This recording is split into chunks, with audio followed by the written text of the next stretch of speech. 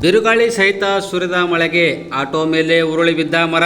ಗುಡುಗು ಮಿಂಚು ಬಿರುಗಾಳಿಯೊಂದಿಗೆ ಸುರಿದ ಮಳೆಯಲ್ಲಿ ನಿಂತಿದ್ದ ಆಟೋ ಮೇಲೆ ಮರವೊಂದು ಉರುಳಿ ಬಿದ್ದ ಘಟನೆ ಬಸವಕಲ್ಯಾಣ ನಗರದ ತ್ರಿಪುರಾಂತ್ನಲ್ಲಿ ಮಂಗಳವಾರ ಸಂಜೆ 6 ಗಂಟೆ ಸುಮಾರಿಗೆ ಜರುಗಿದೆ. ತ್ರಿಪುರಾಂತ್ನ ಮಡಿವಾಳ ವೃತ್ತದಲ್ಲಿಯ ಮುಖ್ಯ ರಸ್ತೆ ಬದಿಯಲ್ಲಿ ನಿಲ್ಲಿಸಿದ ಆಟೋ ಮೇಲೆ ಬೃಹತ್ ಗಾತ್ರದ ಬೇವಿನ ಮರ ಬಿರುಗಾಳಿಗೆ ಉರುಳಿ ಬಿದ್ದಿದ್ದು ಆಟೋ ಜಖಮಗೊಂಡಿದೆ.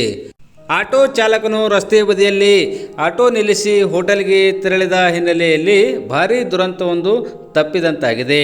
ಬಸವಕಲ್ಯಾಣ ನಗರದ ಹರಳೆಯ ವರ್ತದ ಸಮೀಪದ ಕರ್ನಾಟಕ ಬ್ಯಾಂಕ್ ಮುಂಭಾಗದಲ್ಲಿ ಮುಖ್ಯ ರಸ್ತೆ ಮೇಲೆ ಮರ ಉರುಳಿ ಬಿದ್ದ ಪರಿಣಾಮ ಈ ಮಾರ್ಗದಲ್ಲಿ ಕೆಲ ಕಾಲ ರಸ್ತೆ ಸಂಚಾರ ಬದಲಾಯಿಸಲಾಗಿತ್ತು.